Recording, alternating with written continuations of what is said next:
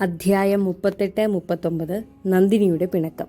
വലിയ പഴുവേറ്റരയർ മാളികയിലെത്തിയപ്പോൾ പാതിരാ കഴിഞ്ഞ് 3 യാമങ്ങൾ പിന്നിട്ടിരുന്നു. സഹോദരനെ വഴക്കു പറഞ്ഞതിൽ അദ്ദേഹത്തിന് ഒരുപാട് മനസ്താപമുണ്ടായി. അവന് തന്നോടുള്ള സ്നേഹത്തിന് അളവില്ല എന്നത് അദ്ദേഹത്തിന് അറിയാമായിരുന്നു. എന്നാലും അവൻ അവൻ്റെ ചേട്ടത്തെക്കുറിച്ച് ഇങ്ങനെ പറയാൻ പാടില്ലായിരുന്നു. ഒരു വേള അവൻ പറഞ്ഞതിൽ എന്തെങ്കിലും കാര്യമുണ്ടോ? ഇന്നലെ വന്ന ഒരുവൾക്ക് വേണ്ടി എത്രയോ യുദ്ധങ്ങളിൽ എൻ്റെ വലങ്കയ്യായി നിന്ന് പൊരുതി സ്വന്തം ജീവൻ രക്ഷിക്കാൻ ശ്രമിക്കാതെ പലതവണ സംഭവിക്കാവുന്ന അപകടങ്ങളിൽ നിന്നും എന്നെ കാത്ത എൻ്റെ അനിയൻ അവനെ തള്ളിപ്പറഞ്ഞത് ശരിയായോ? വേറൊരു ഭാഗത്ത് നന്ദിനി, എപ്പോഴും തന്നെ പരിചരിക്കുന്ന, ദൈവതുല്യം ആരാധിക്കുന്ന, ചില സമയം തനിക്ക് വേണ്ട ഉപദേശങ്ങളും തരാറുള്ള അവളെ ഞാൻ എങ്ങനെ സംശയിക്കും? ഒരു സ്വയംവരം വെച്ചാൽ 100 സുന്ദര രാജാക്കന്മാർ അവൾക്ക് മാല ചാർത്താൻ തയ്യാറായി വരും. പക്ഷേ അവൾ വയസ്സനായ എന്നെ വിവാഹം കഴിക്കാൻ സ്വമനസ്സ തയ്യാറായില്ലേ? ഇതൊക്കെയാണെങ്കിലും ചില കാര്യങ്ങൾ അവളോട് ചോദിച്ചറിയണം. ഇടയ്ക്കിടെ മുദ്രമോതിരം വേണമെന്ന് ചോദിക്കാറുണ്ടല്ലോ. ചിലപ്പോൾ ഒറ്റയ്ക്ക് ലതാമണ്ഡപത്തിൽ പോയിരിക്കുന്നു. അവിടെ ഏതോ ഒരു മന്ത്രവാദിയുമായി കൂടിക്കാഴ്ച നടത്തുന്നു എന്നും കേൾക്കുന്നുണ്ട്. കല്യാണം കഴിഞ്ഞിട്ടും തന്നെ ബ്രഹ്മചാരിയാക്കിയാണ് വെച്ചിരിക്കുന്നത്. ചോദിച്ചാൽ നോമ്പ്, വ്രതം എന്നൊക്കെ പറഞ്ഞ് ഒഴിഞ്ഞു മാറുന്നു. ഇനി ഇത് അനുവദിച്ചുകൂടാ. ഇന്ന് രണ്ടാലൊന്നറിയണം. മാളികയിൽ സ്വീകരിക്കാൻ ജോലിക്കാരും സ്ത്രീകളും എല്ലാം ഉണ്ടായിരുന്നു. പക്ഷേ അവളെ മാത്രം കണ്ടില്ല. ചോദിച്ചപ്പോൾ ലതാമണ്ഡപത്തിൽ ഇരിക്കുകയാണെന്ന് പറഞ്ഞു. അദ്ദേഹം അങ്ങോട്ട് പോയപ്പോൾ വഴിയിൽ നന്ദിനിയും ദാസിപ്പെണ്ണും ഇങ്ങോട്ട് വരികയായിരുന്നു.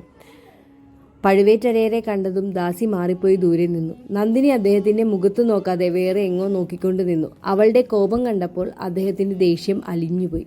പ്രിയേ, നന്ദിനി, എന്തിനാണ് കോപം? എത്ര ദിവസമായി നിന്റെ മധുരസ്വരം കേട്ടിട്ട്? അദ്ദേഹം ചോദിച്ചു. 3-4 ദിവസമായില്ലേ എന്നെ വിട്ടു പോയിട്ട് എന്ന് പറയുമ്പോൾ അവളുടെ ശബ്ദത്തിലൊരു തേങ്ങലുണ്ടായിരുന്നു. 3-4 ദിവസങ്ങളിൽ നിനക്ക് ഇങ്ങനെ വിരഹം തോന്നിയാൽ ഞാൻ ഒരു യുദ്ധത്തിന് പോയാൽ നീ എന്ത് ചെയ്യും? ധനാധികാരി ചോദിച്ചു. അപ്പോൾ ഞാൻ ഇവിടെ ഇരിക്കില്ല. പോർക്കളത്തിലേക്ക് ഞാനും കൂടെ വരും. വിരഹം നിനക്ക് മാത്രമല്ല എനിക്കും ഉണ്ടായിരുന്നു നന്ദിനി, ഓരോ നിമിഷവും. പാവം വൃദ്ധൻ അലിഞ്ഞുപോയി. അവളെ മഞ്ചത്തിൽ പിടിച്ചിരുത്തി. അദ്ദേഹം അവളുടെ മുഖത്തു നോക്കി. ഇത്ര ദിവസം യാത്ര കഴിഞ്ഞു വന്നിട്ട് നേരെ ഇവിടെ വരാത്തതെന്തേ? നിങ്ങൾക്ക് അനിയനാണ് പ്രധാനം അല്ലേ? എന്ന് പറഞ്ഞ് കള്ളക്കോപത്തോടെ ഒരു കടാക്ഷം അവൾ അദ്ദേഹത്തിന്റെ നേർക്ക് തിരിച്ചു. മധുരാന്തങ്ങൾ തുരങ്ക വഴിയിൽ കൂടി തിരിച്ചെത്തിയോ എന്നറിയാൻ വേണ്ടി നിന്നതുകൊണ്ടാണ് താമസിച്ചത്. നാദ, തേനൂറുന്ന ശബ്ദത്തിൽ നന്ദിനി അദ്ദേഹത്തെ വിളിച്ചു. താങ്കളുടെ എല്ലാ പ്രയത്നങ്ങൾക്കും ഞാൻ താങ്കളുടെ പിറകിലില്ലേ?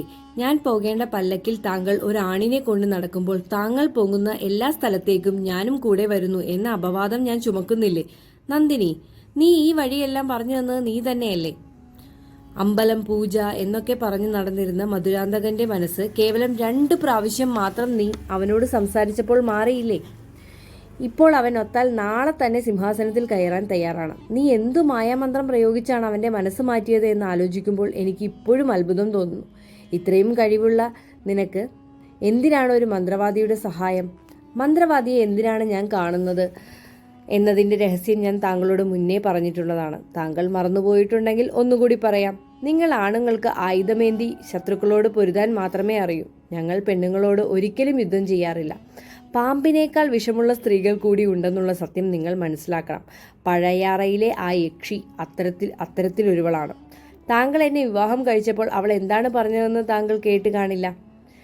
ഞാൻ കേൾക്കെയാണ് പറഞ്ഞത്. 100 പെണ്ണുങ്ങൾ നിൽക്കുന്നിടത്ത് അവൾ ചോദിച്ചു. കിഴവന് ചാവാൻ പോകുന്നതിന് മുമ്പ് പെണ്ണാശ വന്നു എന്ന് വെച്ച് നീ എന്തിനാണ് അയാളെ കല്യാണം കഴിക്കാൻ തയ്യാറായത്? നിന്റെ സൗന്ദര്യം കണ്ട് ഏത് രാജകുമാരനും നിന്നെ കല്യാണം കഴിക്കാൻ തയ്യാറാകുമായിരുന്നല്ലോ. നീ എന്തിനാണ് ഈ വയസ്സൻ പോത്തിനെ തിരഞ്ഞെടുത്തത്? ഇത് പറഞ്ഞ് നന്ദിനി ധാരധാരയായി കണ്ണീരൊഴുക്കി. വേലും വാളും മാത്രം പരിചയമുള്ള പാവം പഴുവേറ്റരയർക്ക് പെണ്ണിന്റെ കണ്ണീരെന്ന ശക്തമായ ആയുധത്തെക്കുറിച്ച് ഗ്രാഹ്യമുണ്ടായിരുന്നില്ല. തന്നെപ്പറ്റി പറഞ്ഞത് കേട്ട്, പ്രത്യേകിച്ചും വയസ്സൻ പോത്ത് എന്ന പ്രയോഗം കേട്ടതും അദ്ദേഹം അഗ്നിപർവ്വതമായി പുകഞ്ഞു. കൊല്ലന്റെ വിലയിൽ നിന്ന് എന്ന പോലെ ചൂടുള്ള നിശ്വാസം പുറത്തേക്ക് വിട്ടു. ആ ചണ്ഡാലി അങ്ങനെ പറഞ്ഞുവോ? ഞാൻ അദ്ദേഹത്തിന് പറയാൻ വാക്കുകൾ കിട്ടിയില്ല.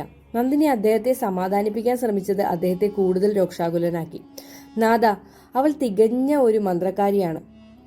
മാറ്റുമന്ത്രം കൊണ്ട് മാത്രമേ നമുക്ക് മറ്റുള്ളവരുടെ മേലുള്ള സ്വാധീനം അവസാനിക്കാൻ പറ്റൂ. താങ്കൾക്ക് ഞാൻ ചെയ്യുന്നത് ഇഷ്ടമല്ലെങ്കിൽ ഞാൻ വേണമെങ്കിൽ ഈ മാളികയിൽ നിന്ന് പുറത്തേക്ക് പോകാം. അയ്യോ, വേണ്ട വേണ്ട, പഴുവേറ്റരയർ ധൃതിയിൽ പറഞ്ഞു. എത്ര മന്ത്രവാദികനെ വേണമെങ്കിൽ കൊണ്ടുവന്നോളൂ, ഞാൻ ഒന്നും പറയില്ല. പക്ഷെ നീ എന്നെ വിട്ടുപോയാൽ പിന്നെ ഞാൻ ജീവനോടെ ഇരിക്കില്ല. പിന്നെ കുറച്ചു നേരം അവർ മധുര സംഭാഷണങ്ങളിൽ ഏർപ്പെട്ടു. ഇടയിൽ പഴുവേറ്റരയർ ചോദിച്ചു, ഞാൻ നിന്നെ വിവാഹം കഴിക്കുന്നതിന് മുമ്പ് വേറെ ഭാര്യമാരും എനിക്കുണ്ടായിരുന്നു എന്നത് ശരി തന്നെ? പാരമ്പര്യം തുടരാനും വേണ്ടിയാണല്ലോ വിവാഹങ്ങൾ കഴിക്കുന്നത്. ചില ഭാര്യമാർ പ്രസവിച്ചില്ല, ചിലർ പ്രസവിച്ചത് പെൺകുഞ്ഞുങ്ങളെയാണ്. എല്ലാം ദൈവവിധി എന്ന് സമാധാനിച്ച് ഞാൻ ഇരിക്കുമ്പോഴാണ് കാവേരിക്കര ഓരത്ത് ഒരു വനദേവത പോലെ നീ നിൽക്കുന്നത് കണ്ടത്. നീ അനാഥയാണ് എന്നും എന്നിൽ അഭയം പ്രാപിക്കുന്നു എന്നും പറഞ്ഞപ്പോൾ ഞാൻ നിന്നെ ഇങ്ങോട്ട് കൊണ്ടുപോന്നു. നിന്നെ ഒന്ന് തൊട്ട് തഴുകി സന്തോഷിക്കാനുള്ള അവസരം എന്തുകൊണ്ടോ നീ എനിക്ക് ഇതുവരെ തന്നിട്ടില്ല. ചോദിക്കുമ്പോഴൊക്കെ നോമ്പ്, വ്രതം എന്നൊക്കെ പറയുന്നു. താലി കെട്ടിയ എൻ്റെ കൂടെ ദാമ്പത്യം നടത്താതെ നീ ഇങ്ങനെ നീട്ടിക്കൊണ്ടു പോകുന്നതിനേക്കാൾ എനിക്ക് കുറച്ച് വിഷം തരുന്നതാണ് ഭേദം. അയ്യോ, ഇങ്ങനെ ക്രൂരമായി സംസാരിക്കരുതേ, എനിക്ക് താങ്ങാനാകില്ല. എൻ്റെ പ്രവൃത്തി താങ്കളെ ദുഃഖിപ്പിച്ചു എന്ന് എനിക്കറിയാം. അതിന് പിന്നിലുള്ള സത്യം ഞാൻ ഇപ്പോൾ പറയാൻ പോവുകയാണ്. ചെറുപ്പത്തിൽ എൻ്റെ ജാതകം ഗണിച്ച ആൾ 18 വർഷക്കാലം ഞാൻ ജീവിതത്തിൽ വളരെ കഷ്ടപ്പെടുമെന്നും അത് കഴിഞ്ഞ് എൻ്റെ വിവാഹം നടക്കുമെന്നും ആ വിവാഹം മൂലം ഉന്നത പദവിയിലെത്തുമെന്നും പറഞ്ഞിരുന്നു. ഇനി ഞാൻ പറയുന്നത് താങ്കൾ ശ്രദ്ധിച്ചു കേൾക്കണം. ഞാൻ പറയട്ടെ? അവൾ ചോദിച്ചു. പറയൂ എൻ്റെ കൺമണി, പഴുവേറ്റരയർക്ക് ആകാംക്ഷയായി. എന്നെ മാലയിടുന്നവൻ 56 ദേശങ്ങൾക്കും അധിപനായ ചക്രവർത്തിയാകും എന്നാണ് ആ ജ്യോത്സ്യൻ പറഞ്ഞത്. അത് താങ്കൾ നിറവേറ്റി തരുമോ?